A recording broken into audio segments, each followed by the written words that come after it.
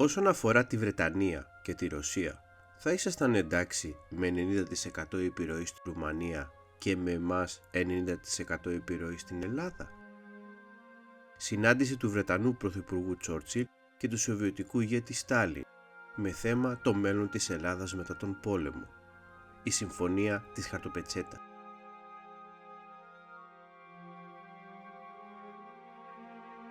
Κεφάλαιο 43. Κατοχή, αντίσταση, εμφύλιος.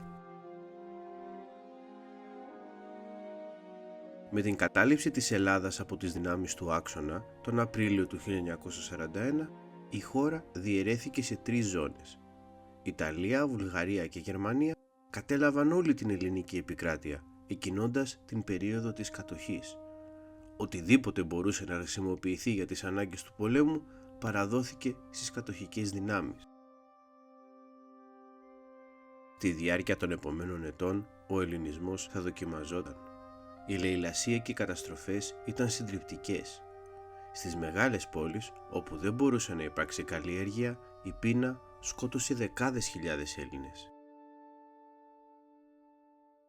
Για να διοικήσουν τη χώρα, οι δυνάμεις του Άξονα επέβαλαν μια νέα κυβέρνηση, η οποία υπηρετούσε τα συμφέροντά τους καταπιέζοντας το λαό. Κάποιοι Έλληνες, είτε από θέληση είτε από ανάγκη, άρχισαν να συνεργάζονται με τις κατοχικές δυνάμεις. Πολλοί Έλληνες εκτελέστηκαν ύστερα από τις υποδείξεις τους. Οι άνθρωποι αυτοί ονομάστηκαν δοσύλλογοι.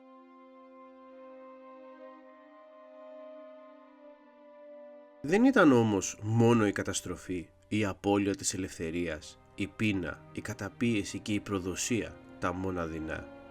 Οι Ναζί από καιρό θεωρούσαν τους Εβραίους ως υπαίτιους όλων των κακών και κατώτερο λαό. Παρόλο που καταπιέζονταν κατά καιρούς, στην Ελλάδα είχαν ίσα δικαιώματα και μάλιστα πολέμησαν στο ελληνικό στρατό όταν κλήθηκαν. Οι Ναζί επιθυμούσαν να απαλλαγούν για πάντα από τους Εβραίους, να επιβάλλουν την τελική λύση. Συγκέντρωναν όλους τους Εβραίους από όλα τα κράτη που κατακτούσαν και τους σκότωναν σε στρατόπεδα εξόντωσης. Περίπου 6 εκατομμύρια Εβραίοι δολοφονήθηκαν σε όλη την Ευρώπη. Αυτό ήταν το ολοκαύτωμα των Εβραίων. Και στην Ελλάδα επιβλήθηκε η τελική λύση. Πολλοί Έλληνες ρίσκαραν τη ζωή τους προσπαθώντας να σώσουν τους συνανθρώπους τους από βέβαιο θάνατο. Όταν ζητήθηκε η λίστα των Εβραίων κατοίκων της Ζακίνθου, ο δήμαρχος Καρέρ και ο Μητροπολίτης Χρυσόστομος έδωσαν 2 ονόματα, τα δικά τους. Τουλάχιστον 60.000 Έλληνες Εβραίοι δολοφονήθηκαν. Μόνο το 4% επέζησε.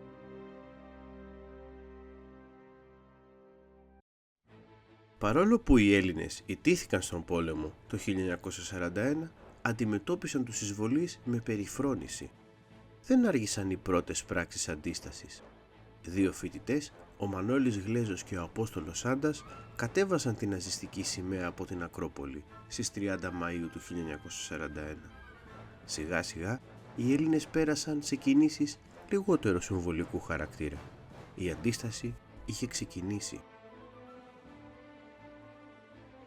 Η Ελλάδα είναι μια ορεινή χώρα και οι Έλληνες ήταν μαθημένοι σε ένα είδος πολέμου, πέρα από το συμβατικό, τον ανταρτοπόλεμο. Με τη βοήθεια των Βρετανών ιδρύθηκαν 3 αντιστασιακές οργανώσεις, το ΕΑΜ Ελλάς σε όλη τη χώρα, ο ΕΔΕΣ στην Ήπειρο και η ΕΚΑ. Αρχικά, η αντίσταση κυριαρχούσε στην επαρχία και στα ορεινά, ωστόσο με την πάροδο του χρόνου επεκτάθηκε και στις πόλεις. Το μεγαλύτερό της κατόρθωμα ήταν η ανατείναξη της γέφυρας του Οργοποτάμου, από κοινή δράση όλων των οργανώσεων και των Βρετανών. Όσο περισσότερο πετύχαιναν τα σχέδια της αντίστασης, τόσο περισσότερο τολμηρή γινόταν.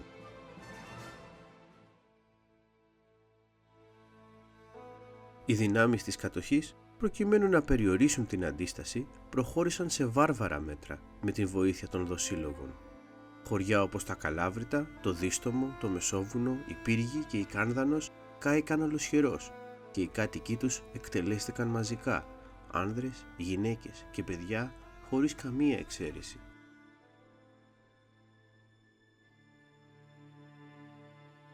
Οι αντιστασιακές οργανώσεις απέκτησαν έντονο πολιτικό χαρακτήρα και σχέδιο για τη μοίρα της χώρας μετά την απελευθέρωση. Σε μια άτυπη συμφωνία μεταξύ Τσόρτσιλ και Στάλιν, τη Συμφωνία των Ποσοστών, η Ελλάδα ορίστηκε να μείνει υπό δυτική επιρροή. Θα γινόταν ένα δημοκρατικό, καπιταλιστικό κράτος. Σε αντάλλαγμα, όλα τα Βαλκάνια θα αποκτούσαν κομμουνιστικά καθεστώτα. Το ΕΑΜ Ελλάς ελεγχόταν από το Κομμουνιστικό Κόμμα Ελλάδος και ήταν η μεγαλύτερη αντιστασιακή οργάνωση με τουλάχιστον 50.000 μέλη. Επιθυμούσε η χώρα να ενταχθεί στο Σοβιετικό μπλοκ και η Ελλάδα να μετατραπεί από δημοκρατία σε κομμουνιστικό καθεστώς. Από το 1943 το ΕΑΜ Ελλάς ήρθε σε σύγκρουση με τις άλλες οργανώσεις, καταφέροντας κέρια πλήγματα, ιδιαίτερα στην ΕΚΑ. Όταν οι Γερμανοί, ηττημένοι στο Ανατολικό μέτωπο, αναγκάστηκαν να αποσυρθούν, η σύγκρουση του ΕΑΜ Ελλάς με την εξόριστη κυβέρνηση και τους Βρετανούς έγινε αναπόφευκτη. Προκειμένου να αποφευθεί ο εμφύλιος πόλεμος, συμφωνήθηκε στο Λίβανο ο Γεώργιος Παπανδρέου να ηγηθεί μιας κυβέρνησης εθνικής ενότητας, όπου θα συμμετείχαν όλοι.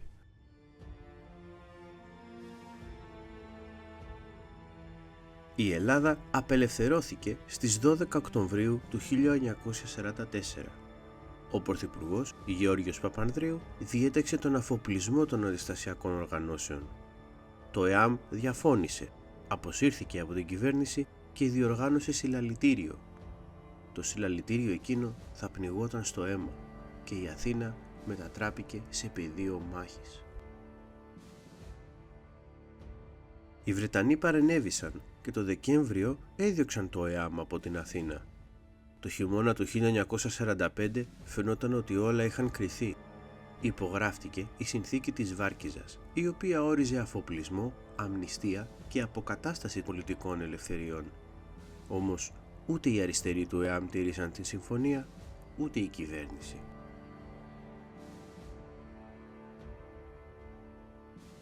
Το καλοκαίρι του 1946, ύστερα από συμπλοκές των δύο πλευρών που διαρκούσαν μήνες, η σύγκρουση σιγόβραζε.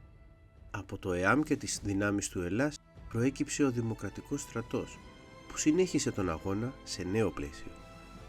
Στη διαμάχη είχαν εμπλακεί πλέον και οι Ηνωμένες Πολιτείες με το πλευρό της κυβέρνησης. Και αυτό διότι οι σχέσεις μεταξύ της Δύσης και της Σοβιετικής Ένωσης είχαν χειροτερεύσει. Η Ελλάδα ήταν η πρώτη σύγκρουση σε έναν πόλεμο μεταξύ τους ακήρυχτο, τον ψυχρό πόλεμο. Από το 1947 και έως το 1949, ο Δημοκρατικός Στρατός, με τη στήριξη των καθεστώτων της Αλβανίας, της Βουλγαρίας και της Ιουγκοσλαβίας, πολεμούσε στην ηπειρωτική Ελλάδα τις κυβερνητικές δυνάμεις, τις οποίες στήριζαν Βρετανία και οι Ηνωμένες Πολιτείες της Αμερικής. Το 1949 η υποστήριξη των κομμουνιστικών κρατών διακόπηκε και ο Δημοκρατικός Στρατός ιτήθηκε. Ύστερα από σχεδόν 9 χρόνια πολέμων, από το 1940 έως το 1949 επικράτησε ειρήνη. Το τίμημα όμως ήταν υψηλό. Στις ήδη 400.000 απώλειες του πολέμου και την εξολόθρευση των Ελλήνων Εβραίων προσθέθηκαν 70.000 επιπλέον θύματα του εμφυλίου. Χιλιάδες αριστεροί εγκατέλειψαν τη χώρα και πάρα πολλοί φυλακίστηκαν. Και οι δύο πλευρές είχαν κάνει αδιανόητα και ασυγχώρητα εγκλήματα, καίγοντας χωριά και εκτελώντας Έλληνες χωρίς έλεος. Το 1950 είχε έρθει ο καιρός για την ανοικοδόμηση της χώρας. Κανένας δεν πίστευε ότι μετά τον εμφύλιο η Ελλάδα θα μπορούσε να σταθεί στα πόδια της. Και όμως η Ελλάδα θα τα κατάφερνε. Όμως τα φαντάσματα του εμφυλίου θα επέστρεφαν ξανά.